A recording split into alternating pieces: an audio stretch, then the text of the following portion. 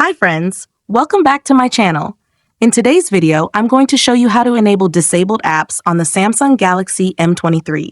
If you're new here, don't forget to subscribe and give this video a thumbs up. Now, let's dive in. Step 1. First, unlock your phone and open the Settings application. This is where you can find various customization options for your device, including display settings, security settings, and accessibility features. Step 2. Now, locate the search icon in the top right corner and tap on it. The search feature makes it much easier to find specific options without having to scroll through multiple menus manually. Step 3. In the search bar, type apps and wait for the search results to appear. Step 4. After performing the search, find the apps option from the search results and tap on it. Step 5.